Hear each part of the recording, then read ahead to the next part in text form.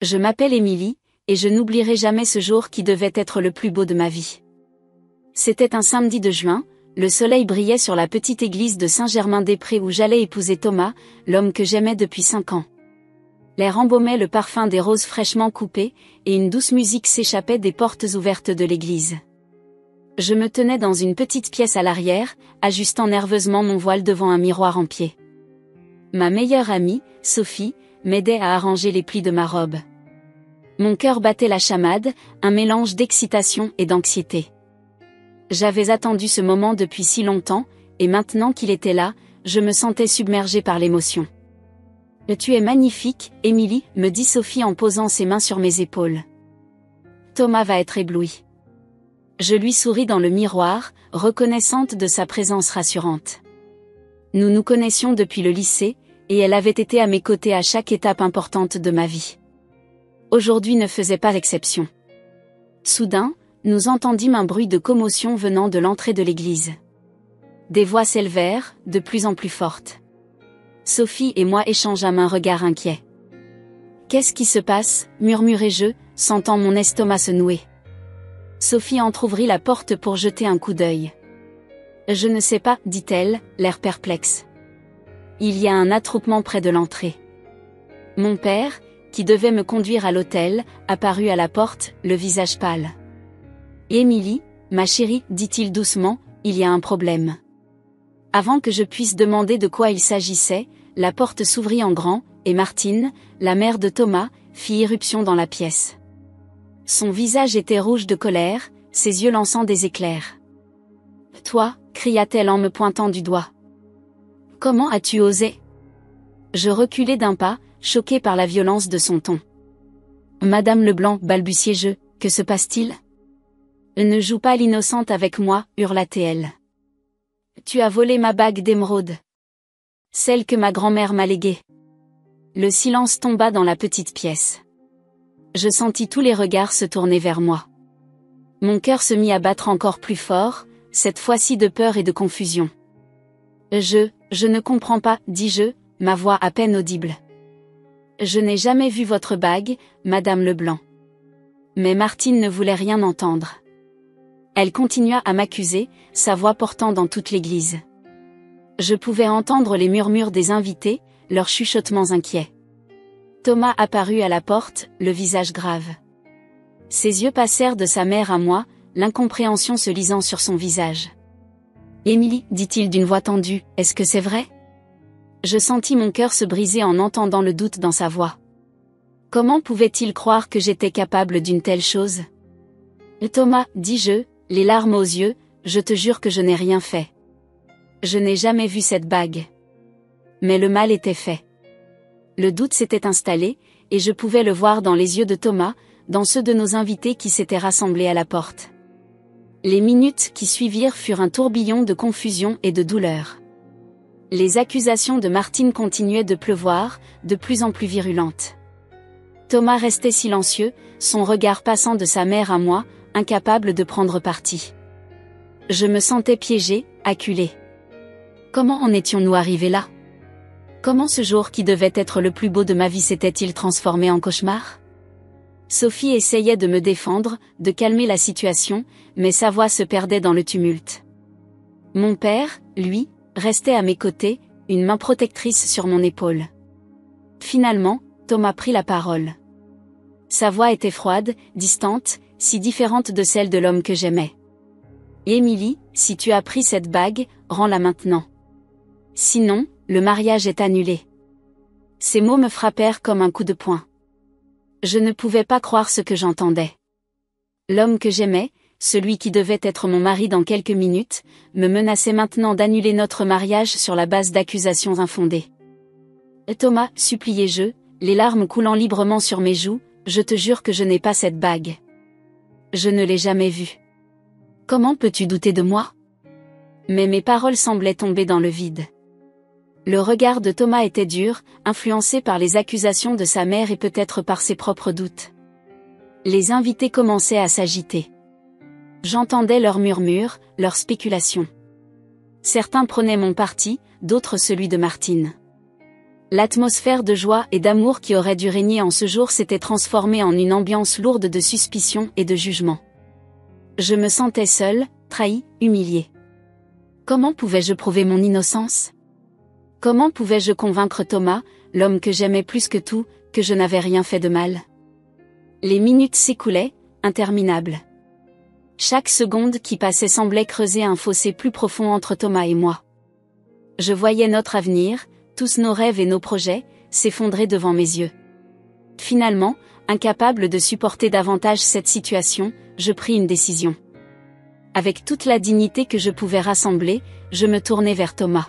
« Si tu ne peux pas me faire confiance aujourd'hui, dis-je d'une voix tremblante mais déterminée, alors peut-être que nous ne devrions pas nous marier du tout. » Un silence de mort tomba sur l'assemblée. Je vis le choc se peindre sur le visage de Thomas, mais je ne pouvais plus reculer.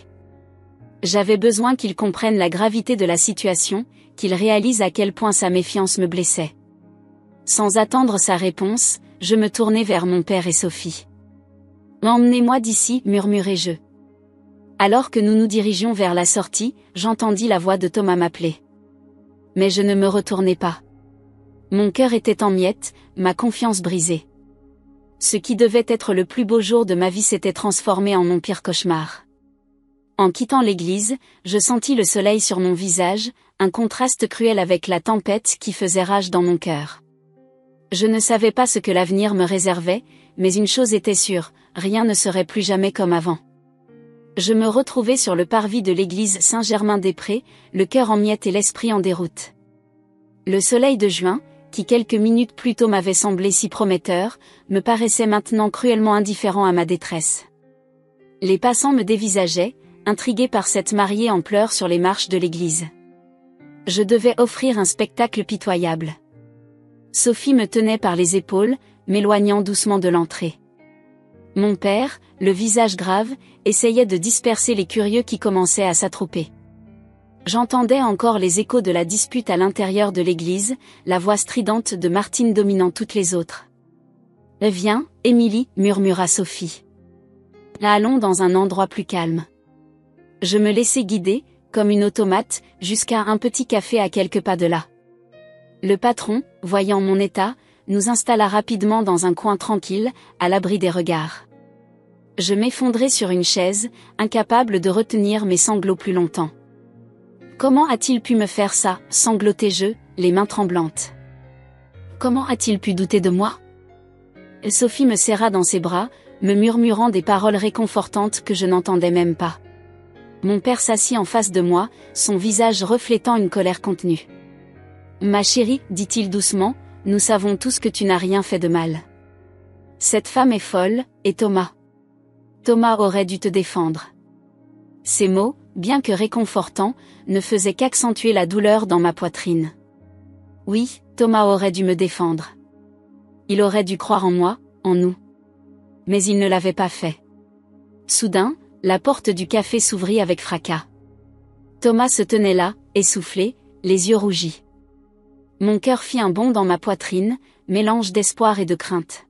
« Émilie, dit-il en s'approchant de notre table. Il faut qu'on parle. » Mon père se leva d'un bond, se plaçant entre Thomas et moi. « Je pense que tu en as assez fait, mon garçon, gronda-t-il. » Mais je posai une main sur le bras de mon père. Malgré tout, j'avais besoin d'entendre ce que Thomas avait à dire.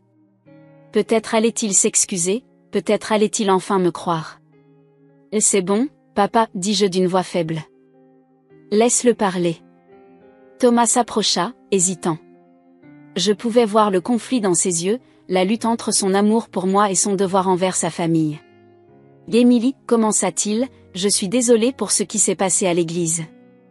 Ma mère, elle est bouleversée. Cette bague signifie beaucoup pour elle. » Je n'en croyais pas mes oreilles. Après tout ce qui venait de se passer, il continuait à justifier les actions de sa mère? « Et moi, Thomas, demandai-je, ma voix tremblante de colère et de chagrin. Est-ce que je ne signifie rien pour toi? Comment as-tu pu croire que j'aurais volé quoi que ce soit? » Thomas baissa les yeux, incapable de soutenir mon regard. « Je ne sais pas quoi penser, Émilie. Ma mère est tellement sûre d'elle. C'en était trop. La douleur dans ma poitrine se transforma en une rage froide. Je me levai, faisant face à l'homme que j'avais cru connaître, que j'avais cru aimer. « Ta mère est sûre d'elle », répétai-je, incrédule. « Et moi, Thomas ? N'es-tu pas sûr de moi ? De mon intégrité ? De mon amour pour toi ?» Les clients du café nous regardaient maintenant ouvertement, captivés par notre drame qui se jouait devant eux. Mais je m'en fichais. Tout ce qui comptait à cet instant, c'était Thomas et moi, et l'abîme qui semblait se creuser entre nous. « Émilie, essaie de comprendre », plaida Thomas. « C'est une situation difficile pour tout le monde. Si tu pouvais juste... » Je ne le laissais pas finir. « Si je pouvais quoi, Thomas ? Avouer un crime que je n'ai pas commis ? Accepter d'être traitée comme une voleuse le jour de mon mariage ? » La tension était palpable. Sophie et mon père se tenaient prêts à intervenir, sentant que la situation pouvait dégénérer à tout moment. C'est alors que Thomas prononça les mots qui allaient tout changer. Des mots que je n'aurais jamais cru entendre de sa bouche. « Peut-être que si tu avouais simplement, on pourrait arranger les choses, » dit-il d'une voix à peine audible. Le temps sembla s'arrêter. Je fixai Thomas, cherchant dans ses yeux une trace de l'homme que j'aimais, de l'homme en qui j'avais confiance. Mais tout ce que je voyais, c'était un étranger. Sans réfléchir, ma main partit. La gifle résonna dans le café, faisant sursauter les autres clients. Thomas recula d'un pas, choqué, sa joue rougissant là où ma main l'avait frappé. « Comment oses-tu » criai-je, les larmes coulant librement sur mes joues. « Comment oses-tu me demander d'avouer quelque chose que je n'ai pas fait ?» Le silence qui suivit fut assourdissant. Thomas me regardait, une main sur sa joue, l'incrédulité se lisant sur son visage. Puis, en un instant, son expression changea. La surprise fit place à la colère, une colère que je n'avais jamais vue chez lui auparavant. Ce qui se passa ensuite restera à jamais gravé dans ma mémoire comme le moment où mon monde s'écroula définitivement. Thomas leva la main. Je vis le mouvement comme au ralenti, incapable de réagir. Puis la douleur explosa sur ma joue alors que son poing entrait en contact avec mon visage. Je chancelai en arrière, rattrapé de justesse par Sophie. Les cris de surprise et d'indignation des autres clients du café me parvenaient comme à travers un brouillard. Mon père s'était jeté sur Thomas, le plaquant contre le mur. « L'espèce de salopard » rugissait mon père, secouant Thomas comme un prunier.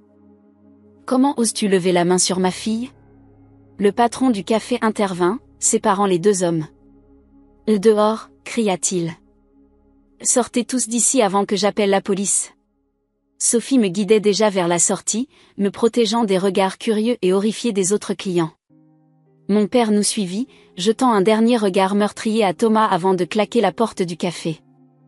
Une fois dehors, la réalité de ce qui venait de se passer me frappa de plein fouet. L'homme que j'aimais, l'homme que j'allais épouser, venait de me frapper. Le choc, la douleur, la trahison, tout se mélangeait dans un tourbillon d'émotions que je n'arrivais pas à démêler. « Il faut qu'on aille à l'hôpital » dit Sophie, examinant ma joue qui commençait à enfler. Mais je secouai la tête. « Non » murmurai-je. « Je veux juste rentrer à la maison. » Mon père acquiesça, comprenant mon besoin de m'éloigner de cet endroit, de ses souvenirs. Il héla un taxi, et bientôt nous roulions à travers les rues de Paris, laissant derrière nous l'église, le café, et les ruines de ce qui aurait dû être le plus beau jour de ma vie. Le trajet se fit dans un silence pesant. Je regardais par la fenêtre sans vraiment voir le paysage qui défilait. Les rues animées de Paris, les terrasses de café bondées, les couples main dans la main. Tout me semblait appartenir à un autre monde, un monde auquel je n'appartenais plus. Arrivée chez moi, Sophie m'aida à monter les escaliers. Mes jambes tremblaient, et je me sentais vidée de toute énergie. Une fois dans mon appartement, je me dirigeai directement vers la salle de bain. J'avais besoin de voir, de constater par moi-même. Le miroir me renvoya l'image d'une étrangère. Une femme aux yeux rougis, le maquillage coulé, une ecchymose se formant déjà sur sa joue. Ma robe de mariée, ce symbole de joie et d'espoir, semblait maintenant une cruelle ironie. Je l'enlevai lentement, laissant le tissu blanc glisser à mes pieds. Chaque mouvement me rappelait la douleur, physique et émotionnelle. Sophie frappa doucement à la porte. « Et Émilie ? Tu as besoin d'aide ? Non, répondis-je d'une voix que je ne reconnaissais pas, j'ai juste besoin d'être seul un moment. J'entendis ses pas s'éloigner, et le murmure de sa conversation avec mon père dans le salon. Il s'inquiétait pour moi, je le savais. Mais à cet instant, je ne pouvais pas faire face à leur inquiétude, à leur pitié. Je me glissai sous la douche, laissant l'eau chaude couler sur mon corps. Les larmes se mêlaient à l'eau, et je laissai enfin libre cours à mon chagrin. Comment en étions-nous arrivés là? Comment l'amour pouvait-il se transformer si rapidement en quelque chose d'aussi laid, d'aussi douloureux? Quand je sortis enfin de la salle de bain, enveloppée dans un peignoir, je trouvai Sophie et mon père assis dans le salon. Ils se levèrent d'un bond en me voyant, l'inquiétude se lisant sur leur visage. « Ma chérie, commença mon père, nous devrions peut-être aller porter plainte. » Mais je secouai la tête. « Non, papa. Pas maintenant. Je ne peux pas. Je ne peux pas affronter ça maintenant. » Il acquiesça, compréhensif malgré la colère qui brillait toujours dans ses yeux.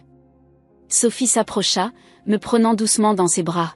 « Je vais rester avec toi cette nuit, dit-elle. » Ce n'était pas une question. Je hochai la tête, reconnaissante. L'idée d'affronter cette nuit seule m'effrayait plus que je ne voulais l'admettre. Cette nuit-là, allongée dans mon lit, j'écoutais la respiration régulière de Sophie qui dormait sur le canapé dans le salon. Le sommeil me fuyait, mon esprit rejouant sans cesse les événements de la journée. Le doute de Thomas, l'accusation de sa mère, la gifle, le coup. Chaque souvenir était comme un coup de poignard dans mon cœur. Alors que les premières lueurs de l'aube commençaient à filtrer à travers les rideaux, je pris une décision.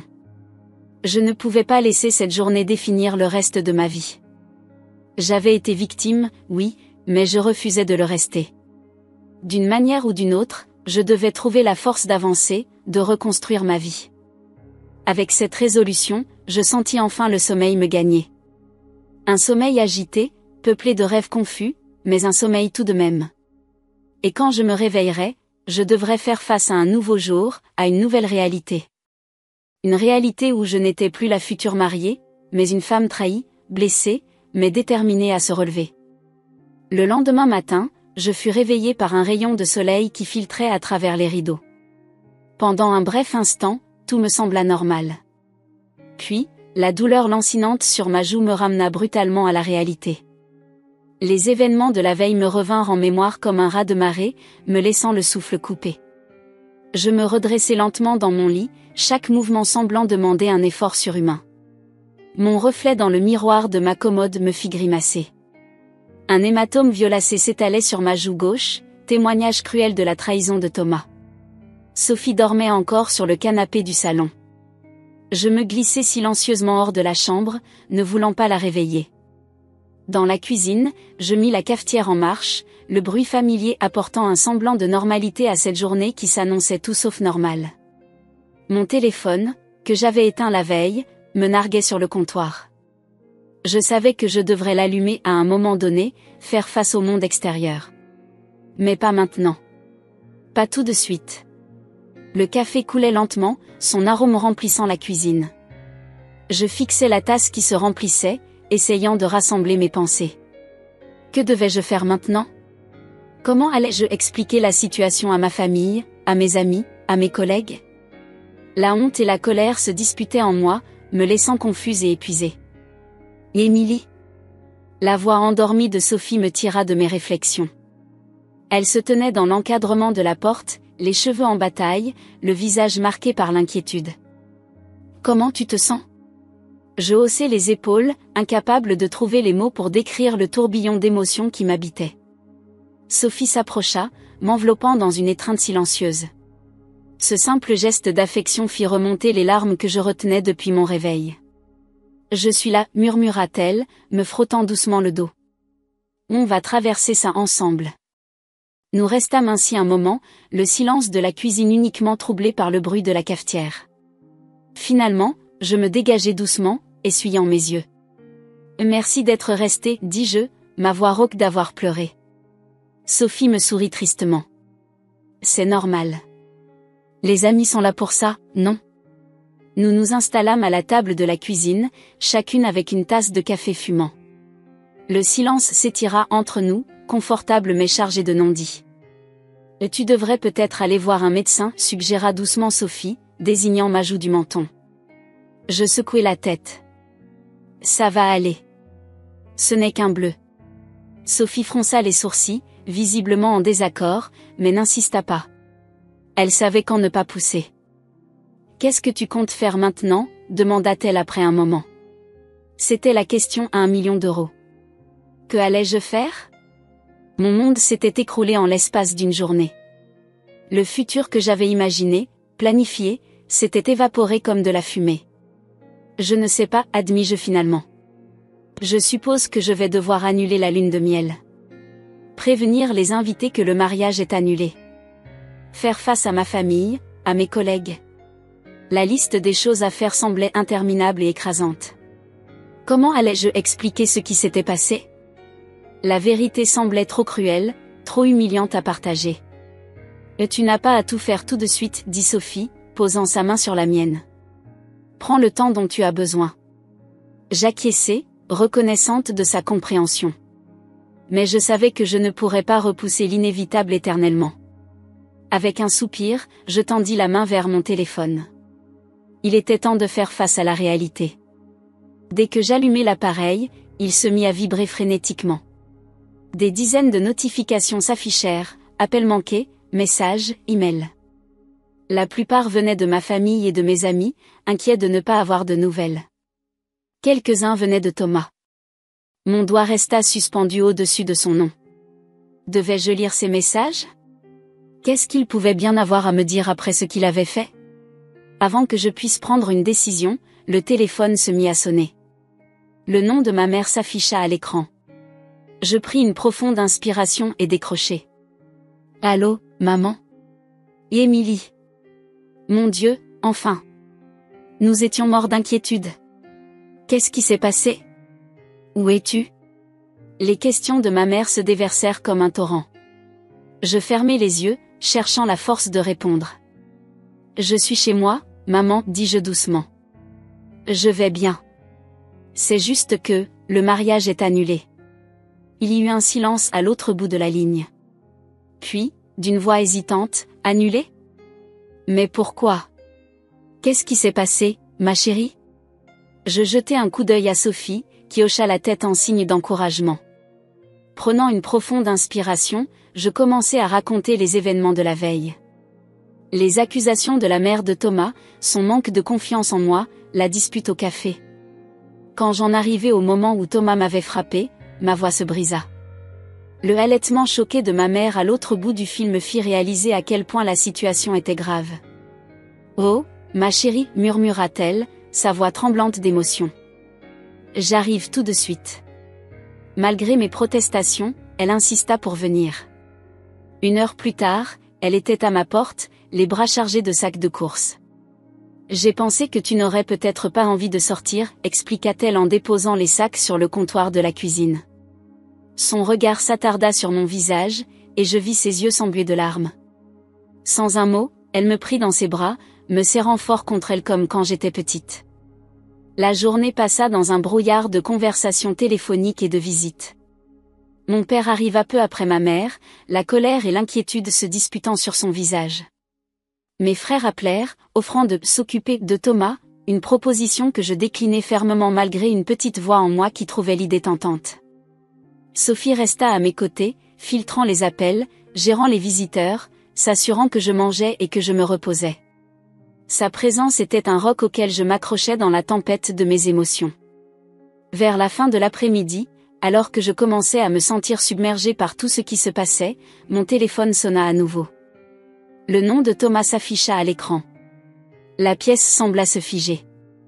Mes parents et Sophie me regardèrent, attendant ma réaction. Mon cœur battait la chamade alors que je fixais l'écran, indécise. « Et tu n'es pas obligé de répondre, dit doucement mon père. » Mais je savais que je devais le faire. Si je voulais avancer, je devais affronter cette conversation. D'une main tremblante, je décrochai. « Allô ? Émilie. » La voix de Thomas était rauque, comme s'il avait pleuré. « Je suis tellement désolée. Je ne sais pas ce qui m'a pris. L'arrête, l'interrompis-je, surprenant moi-même par la fermeté de ma voix. Tu ne peux pas effacer ce que tu as fait avec des excuses, Thomas.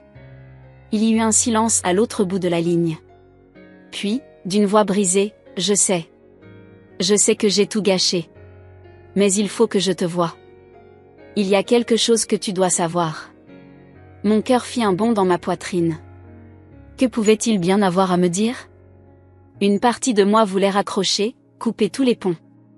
Mais une autre partie, plus petite mais insistante, voulait des réponses. Je ne pense pas que ce soit une bonne idée, dis-je finalement. S'il te plaît, Émilie, plaida-t-il. Juste une fois. Après ça, si tu ne veux plus jamais me voir, je comprendrai. Je fermai les yeux, pesant le pour et le contre. Finalement, la curiosité l'emporta. D'accord, concédai-je. Mais pas aujourd'hui. Et pas seul. Nous convînmes de nous rencontrer le lendemain dans un café près de chez moi. Sophie insista pour m'accompagner, et j'acceptai avec gratitude. Après avoir raccroché, je me tournai vers ma famille et Sophie. Leurs visages reflétaient un mélange d'inquiétude et de soutien. « Et tu es sûr de vouloir le voir ?» demanda ma mère, la voix teintée d'appréhension. Je hochai la tête. Je dois savoir. Je dois comprendre pourquoi tout ça est arrivé. Cette nuit-là, allongée dans mon lit, je fixai le plafond, incapable de trouver le sommeil. Qu'est-ce que Thomas pouvait bien avoir à me dire? Qu'est-ce qui pourrait possiblement justifier ce qui s'était passé? Alors que l'aube commençait à poindre, je me levai, résignée à une nuit blanche. Je me préparai un café et m'installai sur le balcon, regardant Paris s'éveiller lentement. Quoi que cette journée me réserve, je savais une chose, rien ne serait plus jamais comme avant. Mais peut-être, juste peut-être, trouverais-je les réponses dont j'avais besoin pour commencer à guérir. Le jour de ma rencontre avec Thomas se leva, gris et menaçant. Le ciel parisien semblait refléter mon état d'esprit, lourd de questions sans réponse et d'appréhension. Je me préparai mécaniquement, choisissant des vêtements simples et confortables, loin de la robe de mariée que j'aurais dû porter pour notre lune de miel. Sophie arriva tôt, son visage empreint d'inquiétude et de détermination. « Et tu es sûre de vouloir faire ça ?» me demanda-t-elle pour la énième fois. Je hochai la tête, incapable de mettre des mots sur le mélange complexe d'émotions qui tourbillonnait en moi. Peur, colère, curiosité, un reste d'amour peut-être. Tout se mélangeait dans un chaos indescriptible. Nous nous dirigeâmes vers le Café des Artistes, un petit établissement tranquille où Thomas et moi avions l'habitude d'aller. Le choix de ce lieu me sembla soudain cruel, chargé de souvenirs heureux qui contrastaient douloureusement avec la réalité actuelle. Thomas était déjà là quand nous arrivâmes. Il était assis à une table au fond, son visage pâle et tiré trahissant son manque de sommeil. Quand il nous vit, il se leva maladroitement, hésitant visiblement sur la façon de nous saluer. « Émilie » dit-il doucement, ses yeux s'attardant sur mon visage, sur la marque encore visible de son cou. La culpabilité et la honte se lisaient clairement dans son regard. « Thomas » répondis-je froidement, m'asseyant sans lui tendre la main. Sophie prit place à côté de moi, sa présence rassurante.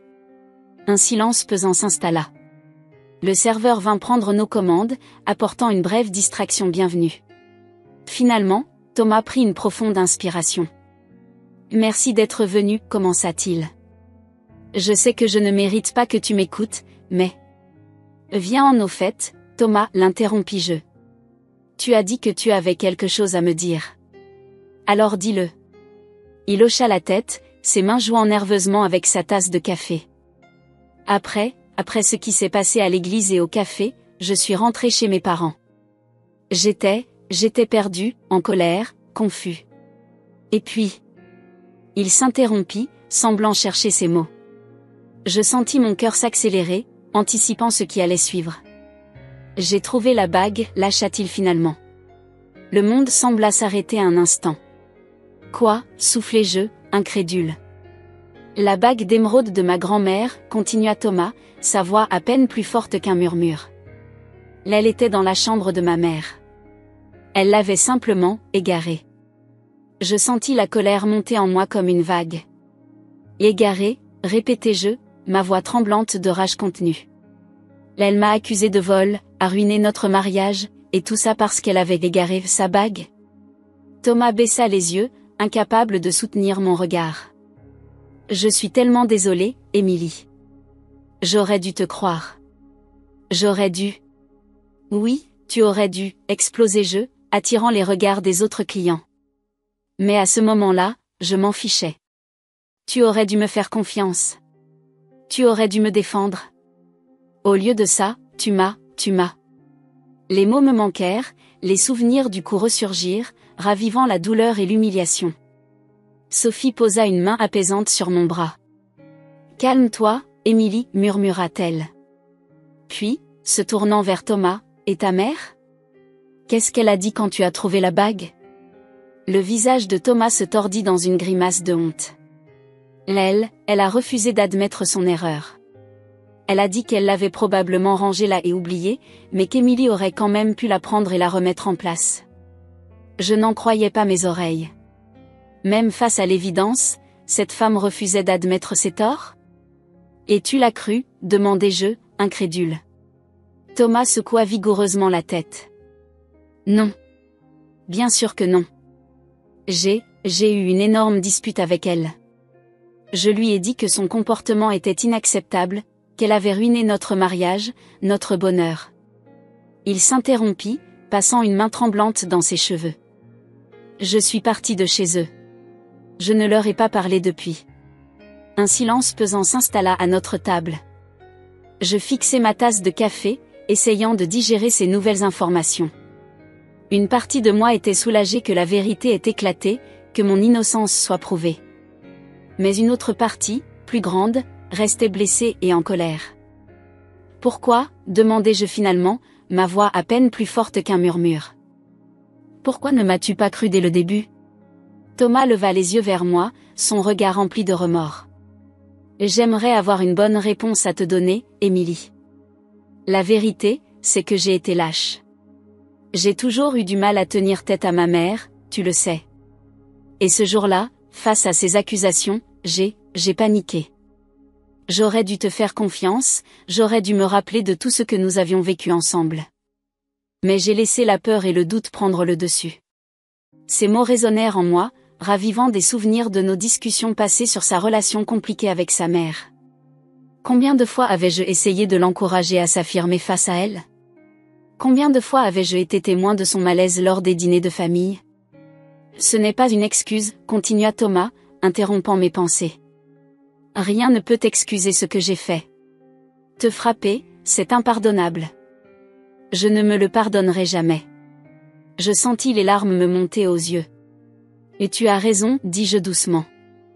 C'est impardonnable. Thomas hocha la tête, acceptant mes paroles. Je sais.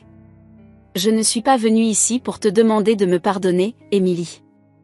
Je voulais juste que tu saches la vérité. Tu mérites au moins ça. Nous restâmes silencieux un moment, chacun perdu dans ses pensées.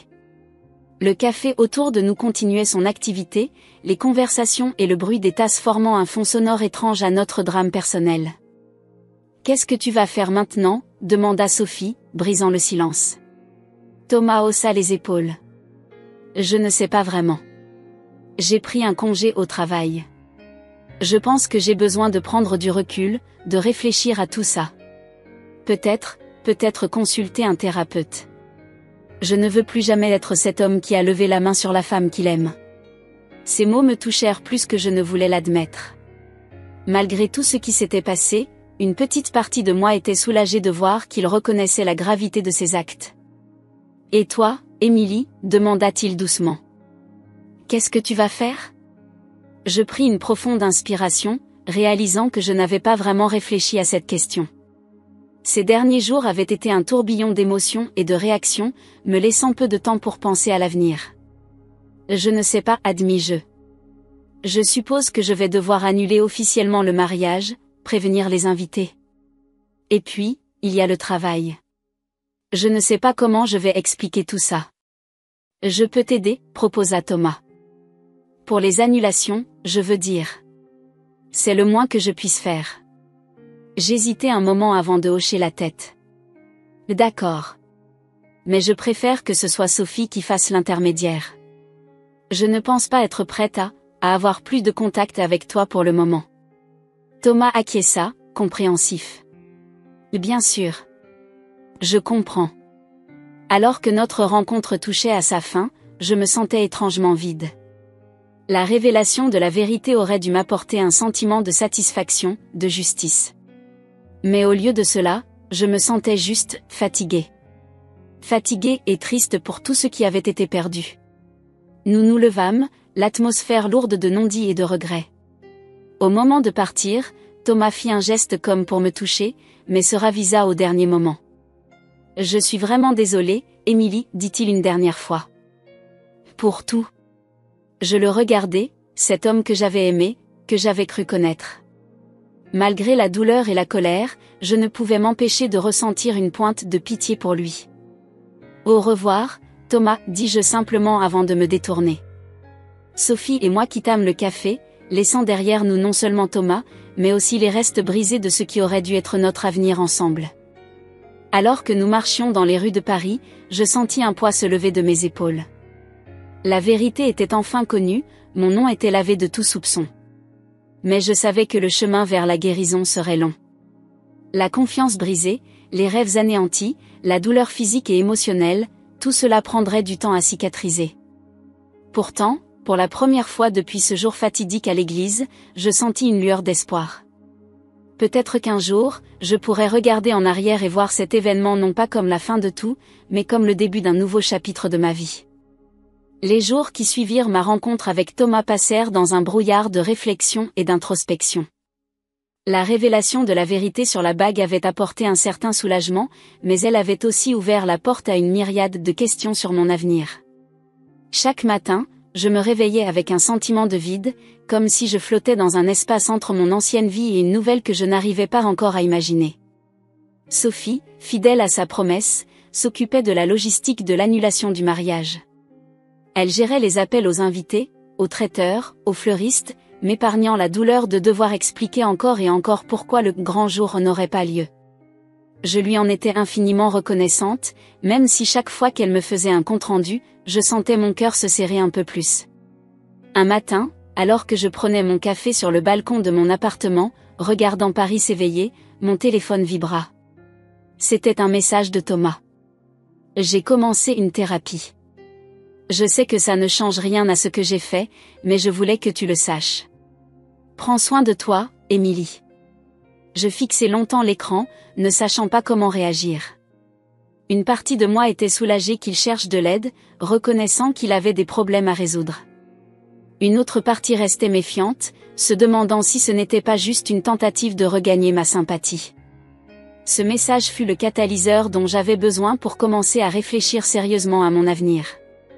Jusque-là, j'avais été dans une sorte de mode survie, gérant les urgences au jour le jour. Mais il était temps de prendre des décisions. Je décidai de prendre quelques jours de congé pour réfléchir. Mon patron, compréhensif face à ma situation, accepta sans hésiter. « Prends le temps dont tu as besoin, Émilie, m'avait-il dit. Ton travail sera là quand tu reviendras. » Le premier jour, je me rendis au jardin du Luxembourg. C'était un endroit où Thomas et moi aimions nous promener, discuter de nos projets d'avenir. Aujourd'hui, j'y allais seule, un carnet à la main, déterminée à mettre de l'ordre dans mes pensées. Assise sur un banc, face au grand bassin, je commençais à écrire. Mes sentiments, mes peurs, mes espoirs. Tout se déversait sur le papier dans un flot ininterrompu. Je réalisais à quel point j'avais besoin de ce moment, de cette catharsis. Au fil de l'écriture, une chose devint claire, je ne pouvais pas revenir en arrière. Même si Thomas suivait une thérapie, même s'il changeait, la confiance avait été irrémédiablement brisée. Le coup qu'il m'avait porté avait laissé une marque bien plus profonde que celle, désormais presque effacée, sur ma joue. Le deuxième jour, je rencontrai ma mère pour déjeuner. Nous nous installâmes à la terrasse d'un petit bistrot, profitant du soleil printanier. « Comment vas-tu vraiment, ma chérie ?» demanda-t-elle, ses yeux scrutant mon visage avec inquiétude. Je pris une profonde inspiration. « Ça va mieux, je crois. Je commence à y voir plus clair. » Elle hocha la tête, m'encourageant à continuer. « Je pense que je ne peux pas pardonner à Thomas, dis-je doucement. Et du moins, pas maintenant. Peut-être jamais. Ma mère prit ma main dans la sienne. C'est normal, Émilie. Ce qu'il a fait est grave. Tu n'es pas obligée de pardonner. Ces mots me réconfortèrent plus que je ne l'aurais cru. Avoir la permission de ne pas pardonner, de ne pas essayer de sauver à tout prix une relation qui m'avait tant blessée, était libérateur. Qu'est-ce que tu comptes faire maintenant, demanda-t-elle. Je réfléchis un moment avant de répondre. Je pense que j'ai besoin de changer d'air. Peut-être prendre un congé sabbatique, voyager un peu. L'idée avait germé dans mon esprit la veille, alors que je feuilletais distraitement un magazine de voyage. L'image d'une plage de sable blanc aux Seychelles m'avait fait rêver d'évasion, de nouveaux départs. Ma mère sourit. Je pense que c'est une excellente idée. Tu as besoin de te retrouver, de te reconstruire loin de tout ça. Le 3e jour, je rencontrai Sophie dans notre café préféré. Je lui fis part de mes réflexions, de mon désir de partir. Je suis fière de toi, Émilie, dit-elle en me serrant dans ses bras. Tu prends soin de toi, c'est le plus important. Nous passâmes l'après-midi à explorer des destinations potentielles, rêvant d'aventures et de nouveaux horizons. Pour la première fois depuis longtemps, je me surpris à rire, à me projeter dans l'avenir avec enthousiasme. Le 4e jour, je retournai au travail. J'avais pris ma décision. Dans le bureau de mon patron, je pris une profonde inspiration avant de parler. J'aimerais prendre un congé sabbatique, annonçai-je. J'ai besoin de prendre du recul, de voyager un peu. Mon patron m'écouta attentivement, hochant la tête avec compréhension. Je pense que c'est une sage décision, Émilie. Combien de temps penses-tu partir ? 6 mois, répondis-je, surprise par ma propre audace. Si c'est possible, bien sûr. À ma grande surprise, il accepta sans hésiter. Tu es une employée précieuse, Émilie. Prends le temps dont tu as besoin. Ton poste t'attendra à ton retour.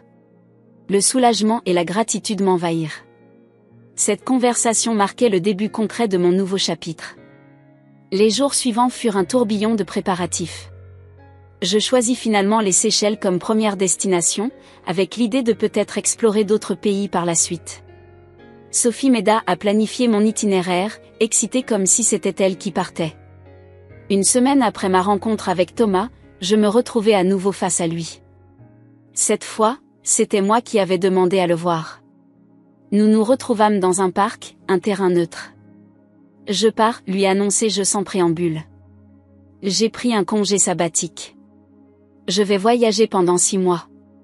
Thomas me regarda, une lueur de tristesse dans les yeux, mais aussi de compréhension. Je comprends, dit-il doucement. Tu as besoin de ça. Je hochai la tête. Oui. J'ai besoin de me retrouver, de guérir.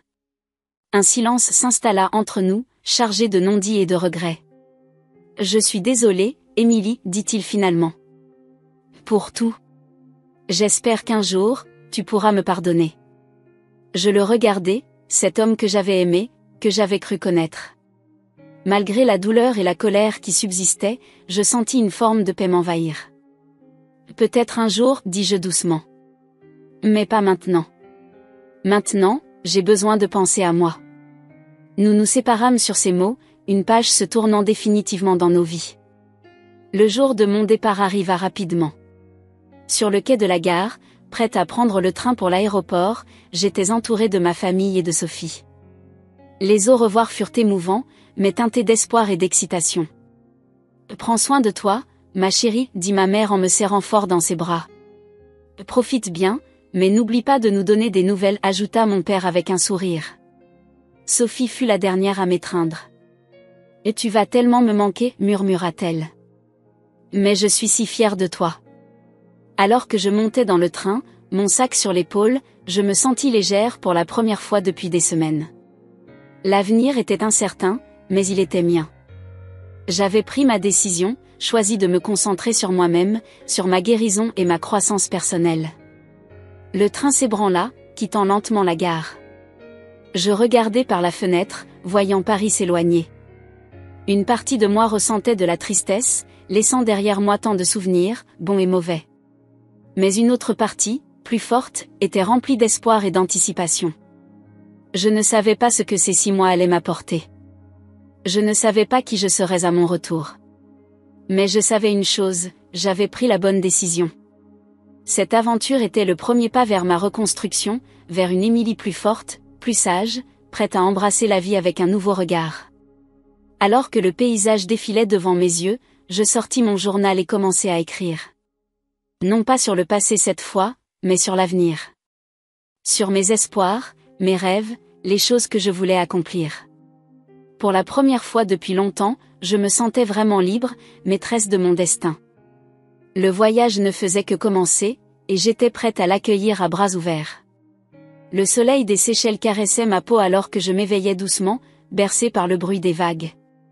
Cela faisait maintenant un mois que j'avais quitté Paris, laissant derrière moi une vie qui me semblait désormais appartenir à une autre personne.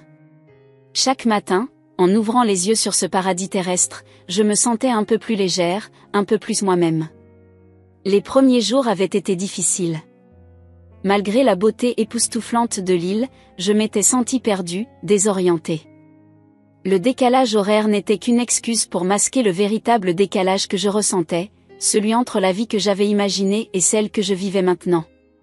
Mais peu à peu, j'avais commencé à m'ouvrir à cette nouvelle réalité. Je passais mes journées à explorer l'île, à me perdre dans ses forêts luxuriantes, à me baigner dans ses eaux cristallines. Chaque soir, assise sur la plage, je contemplais le soleil se coucher sur l'océan Indien, ses couleurs flamboyantes semblant emporter avec elles un peu plus de ma douleur. C'est lors d'une de ces soirées que je fis la connaissance de Luc, un photographe français qui parcourait le monde depuis des années. Nous avions commencé à discuter, partageant nos expériences de voyage et nos histoires. Sans vraiment m'en rendre compte, je m'étais surprise à lui raconter mon histoire, celle du mariage qui n'avait pas eu lieu, de la trahison, de la violence. Luc m'avait écouté sans juger, offrant simplement une oreille attentive et une épaule sur laquelle pleurer.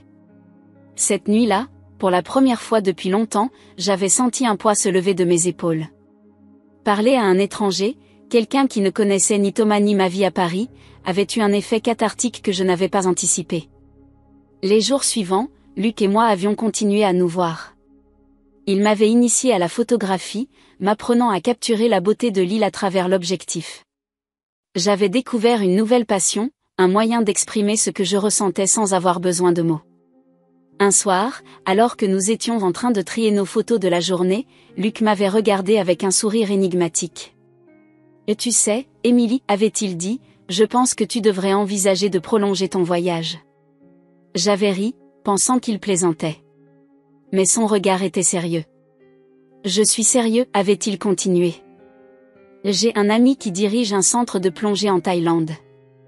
Il cherche quelqu'un pour l'aider avec l'administration et la communication.